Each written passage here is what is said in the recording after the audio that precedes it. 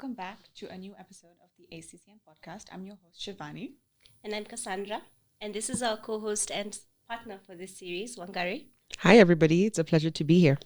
And today we'll be speaking about the climate landscape in Africa. Great. So before we start, maybe we can start with some introductions. Wangari. Yes. Hi, everyone. My name is Wangari Mushiri. I'm a renewable energy engineer. I work at the Global Wind Energy Council, leading the Africa team. I'm also a green building expert. It's really an honor to be here. And I'm excited for our guest today. Jack, over to you. Well, thank you so much for having me. My name is Jack Kimani.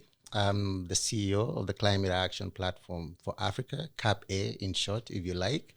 We'll be sharing more about what CAP-A does, but we are a system orchestrator, which is a nonprofit that is focused on how do we make Africa to be a globally competitive hub for climate action. And that is a very loaded statement, which we'll be unpacking, I'm sure, in the next few minutes. Okay. Well, very exciting to have you here and have you part of our podcast. Basically, the goal of ACCN, again, overall, is just to help the youth of today understand climate and then see how they can get into the space. And I don't think there's anyone better to explain the climate landscape than you. And so I guess I can start by asking if you can tell us what you're seeing, like give us a brief overview of what is the climate, what is going on in the climate landscape, what are some of the cool innovations that you're seeing, and overall, what is CAP-A excited about? Very happy to. So like I said, at CAP-A, we recognize the opportunity that climate action, and I emphasize climate action because I think, when you think about climate change, climate action is the flip side of the coin to climate change. So climate change, if you think of it, is sort of the problem we're looking to address, the crisis that we're in. And climate action is how do we solve for this? Mm-hmm. Now, for the longest time, and I would actually argue even today, Africa has been seen as only a victim of the climate crisis. And I emphasize only as a victim of climate crisis. And economic growth has been seen also or assumed to be at odds with the things that we need to solve for the climate crisis. So in other words, folks have seen economic growth essentially to be assumed to contribute, to the climate change. We recognize the value that climate action provides for the continent in terms of not just addressing the crisis itself, but also enabling that as a continent, we can also be able to grow in an inclusive, sustainable way, be able to create the economic opportunities, jobs creation for our youth. We are churning out 4 million youth in the continent today, per month. And all of these youth are looking for jobs. They're looking for gainful employment. And if you can be able to bring into harmony the very things that the world as a global community we need to solve for the climate crisis, and those things also allowing that we can achieve our own development agenda as a continent, what more could you ask for? And so CAP-A came into being, essentially looking at how do we enable that as a continent, given our comparative advantages, given our competitive advantages. Again, because this is not philanthropy, we're talking about globally competitive opportunities, cost competitive opportunities that can stand up against any other location in the world in terms of viability, in terms of financial benefits that it can be able to generate. And if you do that, then not only are you able to get the public financing, philanthropic financing that is needed, but also attracting the private sector scales of capital that enable the reach that you need to go beyond a handful of people to the millions, hundreds of millions that should be able to benefit from this. And there's a lot in that space when you talk about climate action. There's a reason why, you normally don't hear of a climate degree, because climate is not sort of an insular. One thing. One thing. Yeah. It cuts across almost everything you can think of, So, and there is what is most beneficial or what's most relevant for us as a continent. And those are the ideas that we need to be amplifying. Those are the ideas that we need to be looking for policymakers to create the enabling environment for us to be able to attract and signal to the private sector, hey, look at us, here is where you need to be deploying your capital.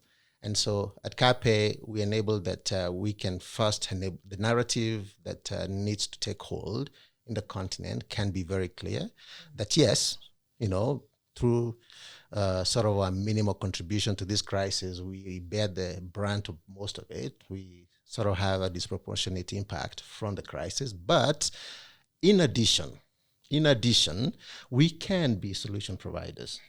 Absolutely. Jack, I wanted to ask you, because you really are working on some exciting projects. So when you're talking about these projects that can stand up to any money, any VC, what sort of projects are you talking about? Can you give us some examples?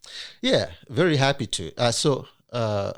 And before I get to that, the things that underpin these projects, the things that enable these projects to be viable, it's really, again, the uniqueness, the assets that we have as a continent.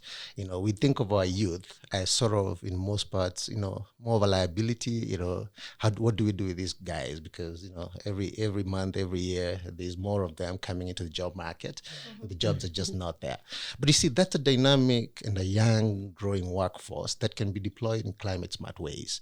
You can say that about most parts of the world, and so that's a uniqueness in and of itself.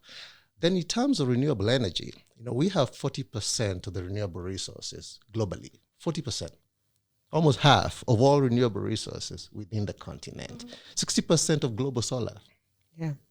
And all of this brought together can enable that a lot of the things we need to see to enable us to reverse climate change and also avert a climate catastrophe, can actually be delivered within the continent. One of those major things that we need to do to allow us to get to net zero is greening our global manufacturing and supply chains. Yeah. Now, how do you do that? Some of the biggest emitting sources, are around heavy industry. And those heavy industries, like, say, aluminium. We have 25% of the global bauxite deposits. And bauxite is essentially the raw material for development of aluminium. And simply put, aluminium is really bauxite mixed with electricity. And in the situation we are in, almost 95% of the bauxite that is generated within the continent is exported to be processed somewhere else with fossil fuels, with emitting sources. Yes. If all you did was locally smelt that bauxite within the continent, you can generate in excess of 280,000 jobs. Wow. Indirect, Wow. jobs, 280,000 jobs. Amazing. And that alone also allowing you to unlock 44 gigawatts of renewable energy. And we love renewable wind, energy over solar. here. Yes, I'm sure. Yes. Sure, Gary, you dive in on that. my mouth is watering just hearing 44 gigawatts of renewable and just energy. to give you the scale of what that means, the total installed capacity in all 54 countries within the continent, or 55, depending perhaps on who you want to step on any given day. It's 88 gigawatts today. Yeah. 88. So you can install half of that for one process. That's not a new innovation. That's not new technology. Yeah. All you're doing is shifting supply chains so that a resource that we have, we can be able to locally smelt that within the continent. From a climate perspective, it also enables you to reduce emissions by 1% of global emissions, in excess of 315 million tons of carbon emissions per year. Wow. So, you think of it, all of these sort of different ways that if you want to look at it from a climate perspective, is a win. From a job perspective, is a win. From a from a revenue standpoint, it's a win.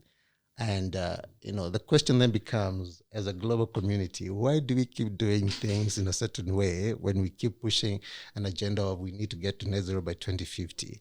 And so as a continent, and as part of what CAPE is doing, is to surface what these opportunities look like and enable that policymakers can be able to go into some of these conversations and discussions and say, okay, if you truly do mean to decarbonize, here, there's an opportunity for you. I'm actually wondering in my head, why aren't we doing this? Why didn't we do this sooner, right? Why are we? Is it only coming up now?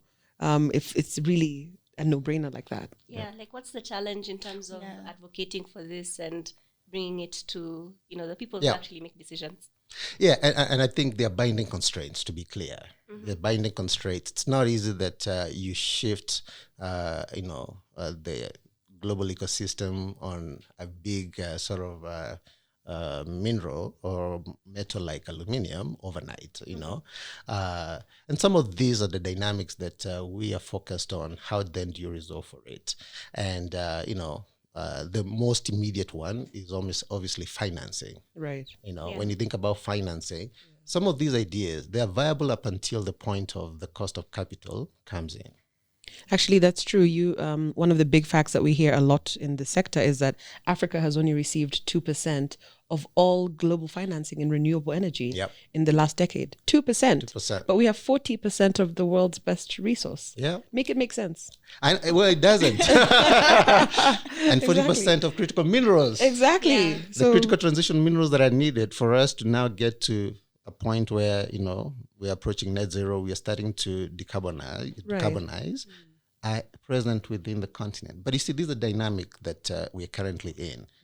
Africa is always seen as an extractive and a source of raw materials. Right. We're never seen in the way that these opportunities present themselves. We're not seen as a destination for investments in a way that capital owners are considering. All right, if I'm looking to deploy my $1 billion, and really this is a scale of investment that we are seeking.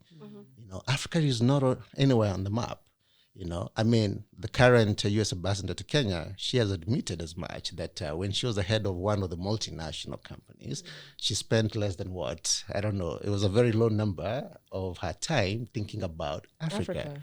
And that's not, it hasn't really changed dramatically, today. And part of the reason is, again, the history of the continent has always been, we come in, we extract, and we take it and process somewhere else. The investments that are needed to process, and we're talking about just primary processing. Primary processing. We're not even going beyond that, So the value chain can obviously go further. Just the primary processing of that bauxite, the primary processing of that iron ore, the primary processing, the value addition that needs to happen along agricultural value chains. All of these are the opportunities that we need to be seeking. If we do not increase the proportion of value addition on the continent, we will not get to middle income and beyond. That is just the plain truth. Yeah.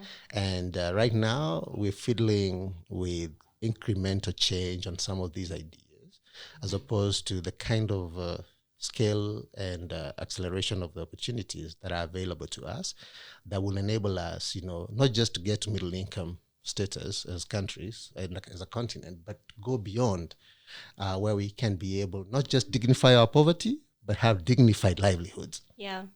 At Shortlist, actually, we're always discussing dignified livelihoods because there's millions and millions of, a growing population coming into the job market. And of course, you're like, there's a lot of jobs in agriculture and all these other places, but it's informal jobs and many times not dignified payment for those jobs. And so part of what we're trying to achieve with ACCN is driving a conversation so that there's more awareness in terms of dignified jobs, dignified pay, where these emerging opportunities are coming from, so we can move away from your traditional, go work in a farm. What does that mean?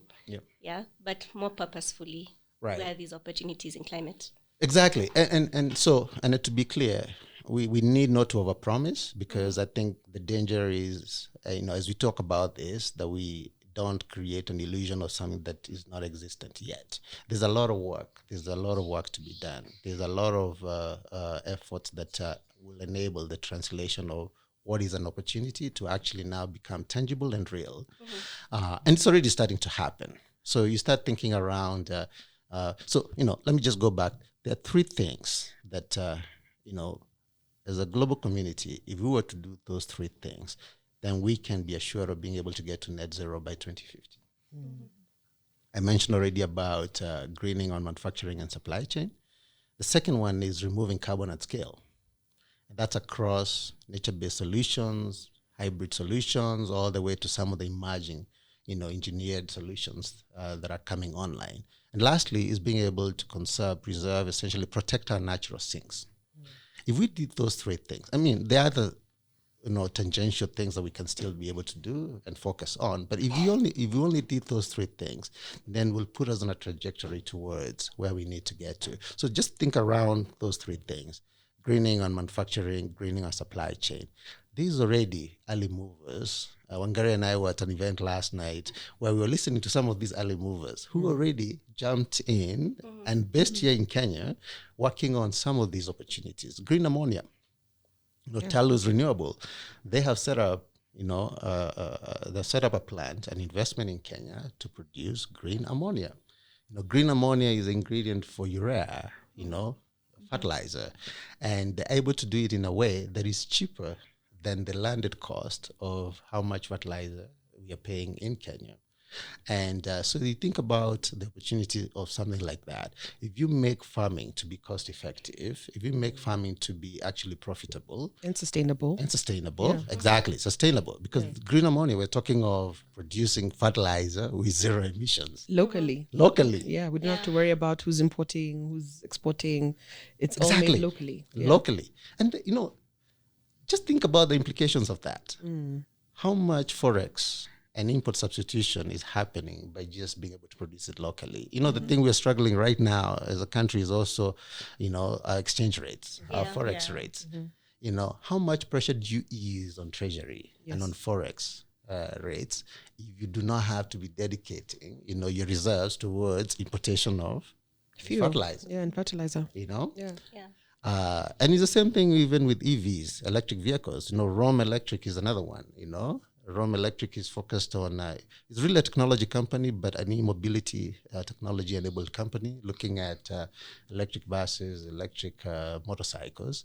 And the same sort of concept. I think 30% of our Forex right now is dedicated to importation of fossil fuels today.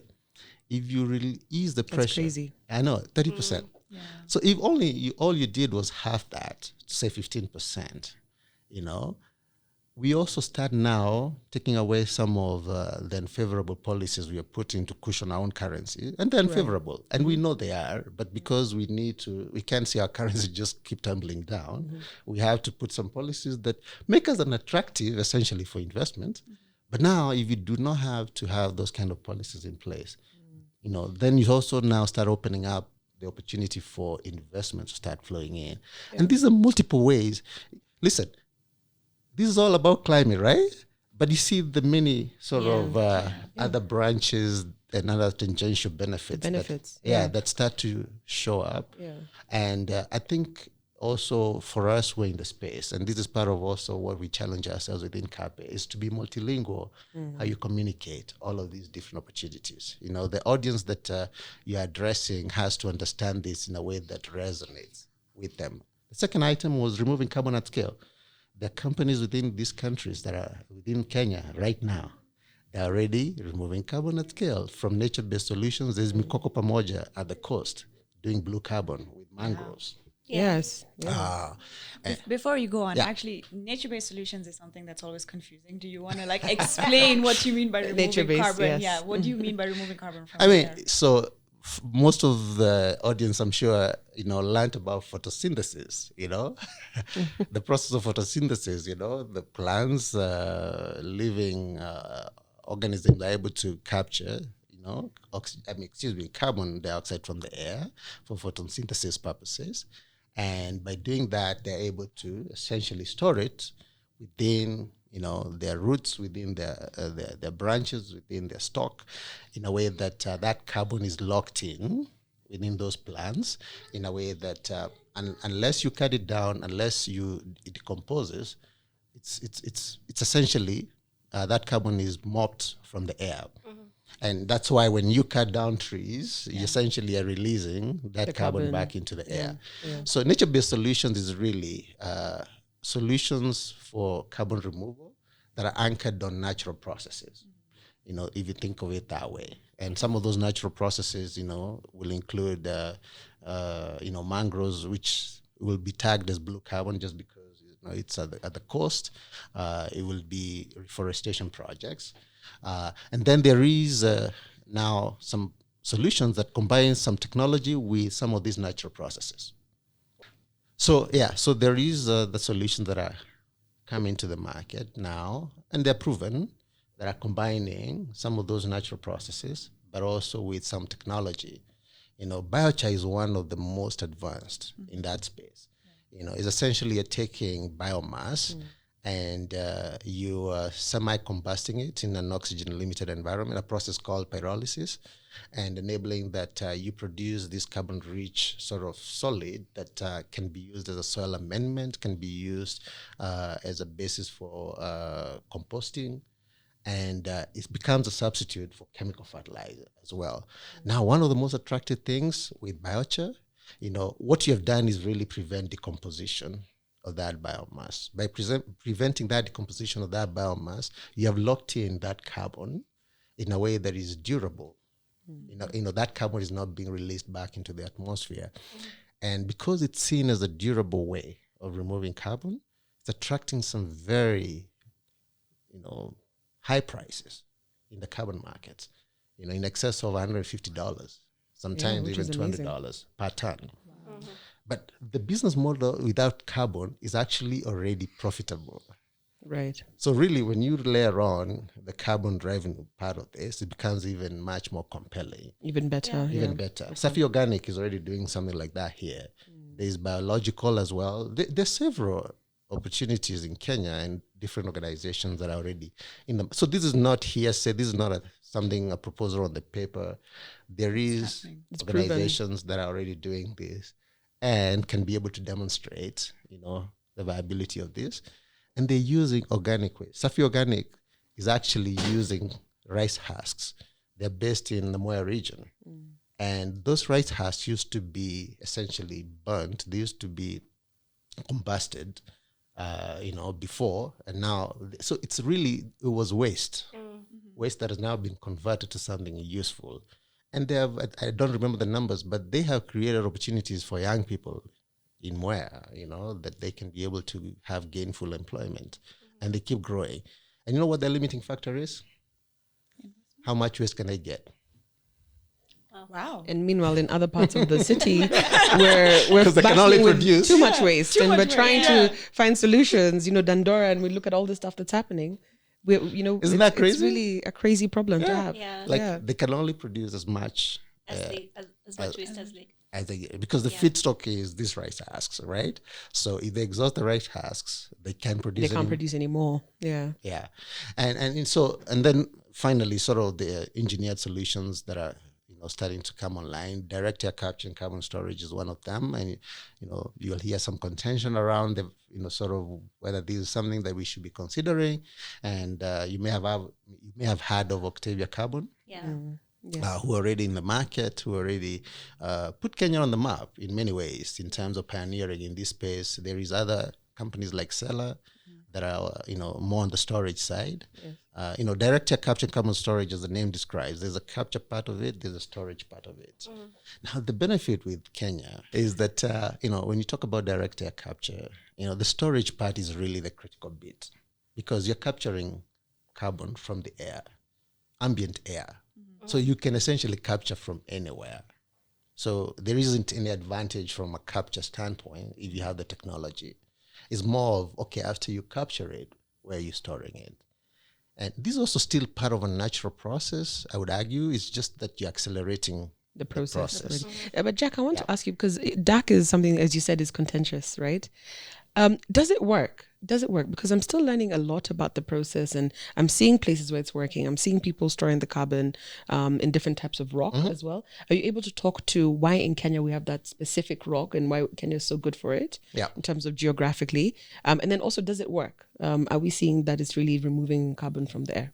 Yeah, so let me start with the first part of it, in terms of Kenya's sort of uniqueness in being able to provide a solution on this. So the storage for, one of the best storage for DAC, for the carbon that you capture through direct air capture from DACs, is basalt rocks.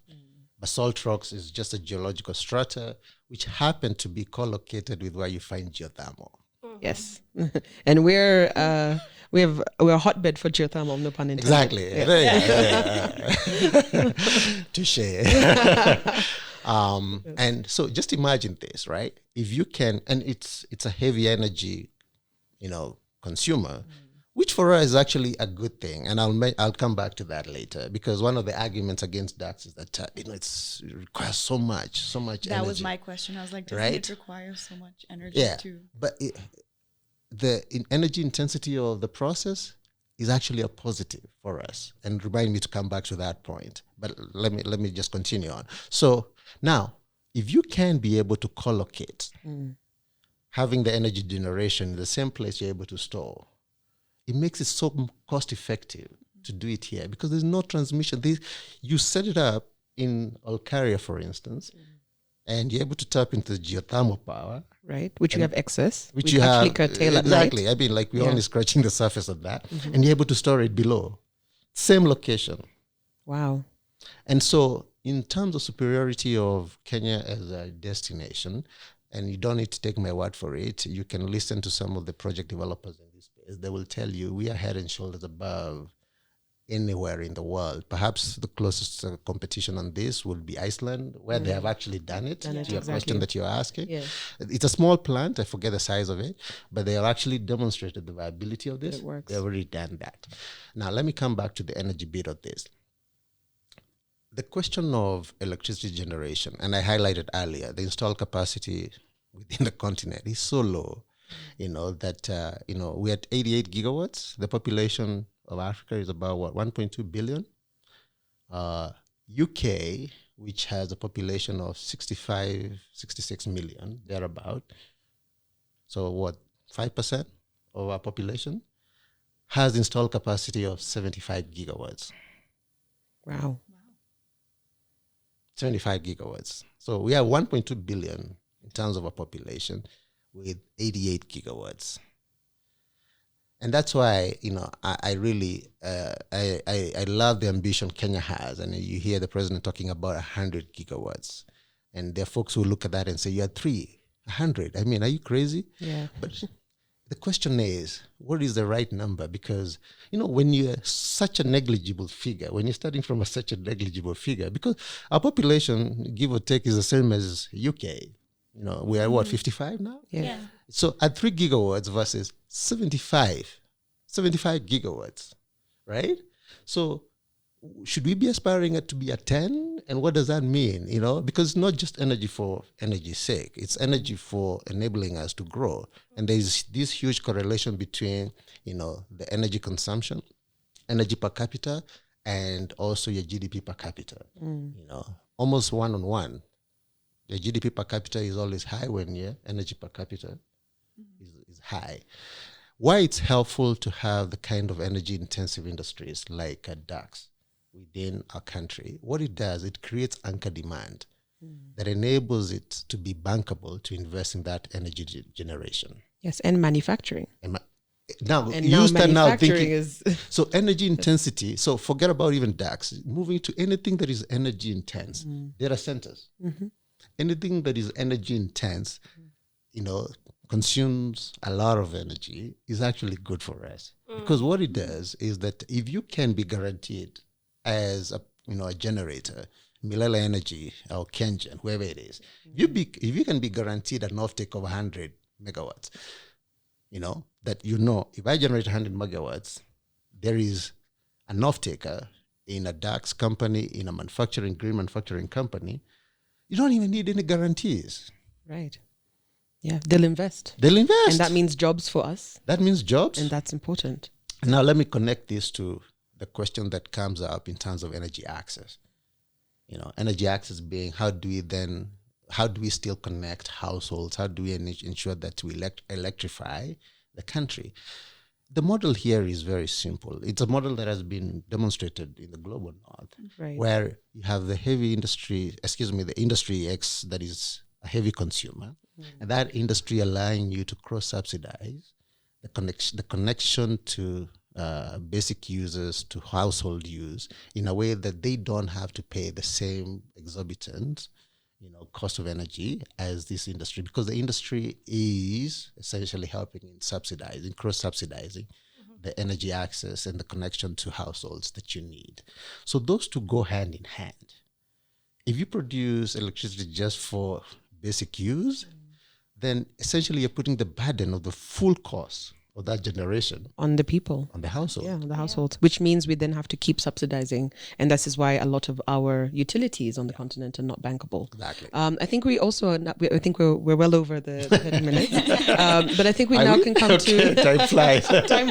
It does fly when we're talking about things we're passionate about. Yeah. I think maybe we can come to our last comments around this. I don't know if you guys have any more questions that we should ask Jack while we have him here.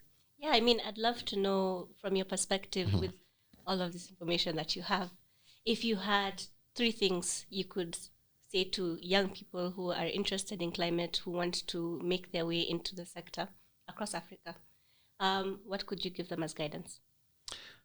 Yeah, I don't know why you picked on 3, but we'll work with that. 3 is good, easy to remember. Easy to remember. Yeah, well, I would argue that, of course, our young people, they bear the brunt of most of this just because, they would outlive most of us. And so if this crisis persists, if it's not resolved, then they will be seeing the harsher effects of it as it continues. And it's to that extent that I think, especially within the continent, within Africa, the realization of, yes, it's a crisis, but then that crisis also is the avenue for us to be able to generate the kind of livelihoods, the kind of inclusive livelihoods that will be beneficial for them. And it's to start thinking through how those opportunities start playing in their favor. And to enable those opportunities to be realized, one of the key aspects of this is just an enabling environment. And to the extent that young people can be able to put the kind of pressure, put the pressure on our policymakers so that we are signaling to investors to look at us, to look at Kenya, to look at what other country that you can be assured that you can be able to get a handsome return. You can be able to get a superior return by deploying your capital here. And some of these ideas essentially revolve around what we're already seeing.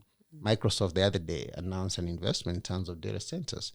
And we were with the country manager for Microsoft last night, and she mentioned, just play it out to its sort of logical conclusion. If you put up data centers in, say, Olkaria, in Naivasha, why would that be the only sort of solution there? Why wouldn't you go beyond that and enable that you can leverage those data centers to create a smart city within Naivasha? And when you create a smart city within Naivasha, what does that do? It opens up a digital economy. Correct. That digital economy is essentially now you have content creators, you have digital marketers, Online shopping. E-commerce. Yeah, e-commerce, yes. It starts opening up those kind of opportunities. So it's just for young people to connect the dots in a way that you start positioning yourself for what you're seeing happening within the market. The green manufacturing idea, and what we sort of spent quite a bit of time on discussing, is to also consider what is it that positions Kenya in a globally competitive way. Kenya may have sort of the renewable energy resource, and our neighbors have most of the critical minerals. Is there a regional sort of collaboration that could emerge in terms of, hey, you give us your minerals, we process them here, and we can enable that we share in the benefit in a way that, because some of these minerals, you talk about Uganda. Uganda has iron ore. And some of the best iron ore actually in the world. Some of the best iron ore, yeah. Yes. If we were able to smelt that into steel, process that into steel with our renewable energy in country, allow that, the same demand we have within the region can actually be satisfied with our own sort of manufacturing and production of steel, and it being green steel actually. And the question that will arise sometimes is, there's a green premium obviously with all of this. It's true right now, but you see the cost curves keep coming down on a lot of these renewable energy. Yeah, we've seen it with solar, we've seen it with EVs, batteries. It's all and it just keep dropping, coming down. It's dropping, and so it's not a question of if, it's a question of when. You're able to achieve price parity. But even if the green premium, like for green steel, a lot of auto manufacturing companies have already signaled to the market that, I forget one guy, I don't even know the year, but they have committed that they will be sourcing green steel regardless of whatever premium there is on that steel. So it's not, the market is clear. Even with the green premium, Yeah. They will take. they will pay for it. They'll pay for it. They'll pay for it. Yeah. Again, it's thinking around those opportunities, and we never think of ourselves as an industrialized country or industrialized continent. But just start to sort of focus on what is this that, from an industrialization standpoint, becomes something of a factor in terms of how I could benefit. And then last thing is, we still largely, an agrarian society. And how we make a lot of what we're doing from a farming standpoint, leveraging climate smart agriculture in a way that it can have a business case that anchors it in a way that, whether it's carbon markets or other innovative mechanisms, make it to be profitable. And part of the work that we've been doing at CAPE is interrogating how do we package sort of, whether it's the soils, how do we package the various elements that lead to crop productivity by leveraging, some climate smart interventions that are already in the market. Right. And, there's a big part of our team that is focused on just making carbon markets function more optimally for the continent, because we feel, unlike some people, we will go nameless, we don't need to throw the baby with the bathwater. Carbon markets actually, even with, and they're far from perfect, I'll admit that, but they provide the kind of incentives to enable us to see the shift that potentially can help us in accelerating the transition that we need to see happen. So it's in thinking around what are these opportunities from a food system standpoint, from a crop productivity, from a yield enhancement standpoint, that climate smart can start to inform in a way that, we see a yield enhancement that is sort of unprecedented, because our yields compared to the rest of the globe are so low.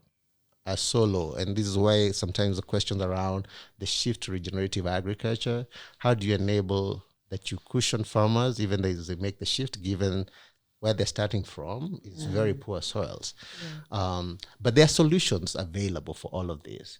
And the ancillary sort of industry and opportunities, from whether it's carbon markets, whether it's some of the value chain opportunities that will arise.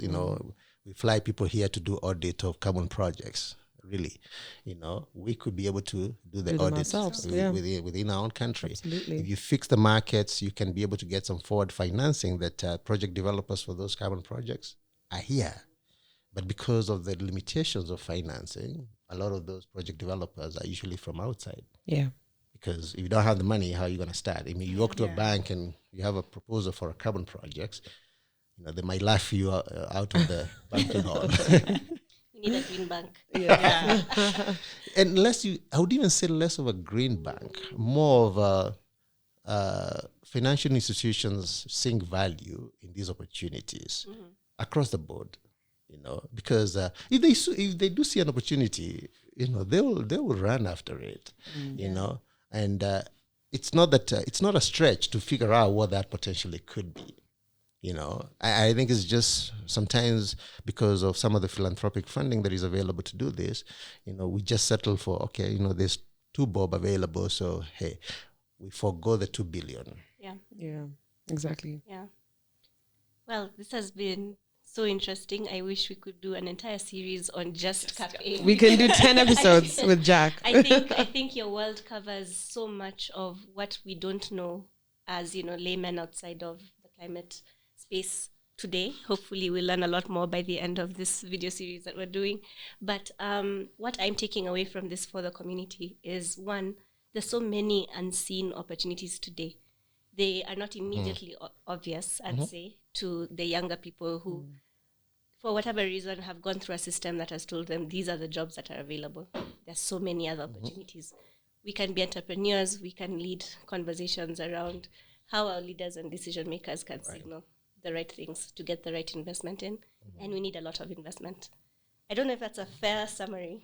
No, yeah, and you know, like we have discussed, you know, there's obviously a lot more into all of this, you know, and I think it's just to also be very honest and clear with ourselves in terms of the effort and the input that needs to go into enabling the realization of all of these opportunities. How do you unlock that financing? You know, there is so many bits and pieces to all of that, and thankfully, you know, through the climate envoy Ali Mohammed's office, there's a number of efforts on that front. Kenya is one of the sponsoring countries, for instance, on a panel, expert review panel, independent expert review panel that came together between Colombia, France, Germany, and Kenya, essentially looking at how do you create physical space through solutions to debt. And there's another one on a task force on taxation. So solutions to tax. How do you create fiscal space that allows that you can redirect some investments towards these climate positive growth opportunities? And those climate positive growth opportunities enabling you to essentially strengthen and deepen your tax base locally, your local tax base. And that is part of how you grow economies, you know. And if you keep strengthening that local tax base, is also part of what you're able to ride on to sustain, you know, kind of a growth trajectory that starts creating more and more opportunities. So you have to link all these pieces, and so there is a thoughtfulness in the approach. It's not to just come in and say, oh, 1,000 jobs here, 1,000 jobs there. You know, it's a whole sort of puzzle that needs to be brought together. So that's why, you know, when we define ourselves as CAPE, we talk of ourselves as system orchestrators. Absolutely. Thank you. Great. Thank you. Yeah. Well, this has been great. Yeah, I thank think. you. Thank you for joining us, showing us that there's so many innovative solutions and potential for innovative solutions in Africa, in Kenya. And it's just, I guess my takeaway is that youth in Africa just need to be creative, innovative, and the space they're in, there is space to be innovative and creative within this climate action space. And so taking advantage of that. Great. Thank you so much. Thank Follow you. Shortlist, CAP A, ACCN. There's so many things happening. So thank you all for having us today. Yeah, and thank you also for joining us. Thank you.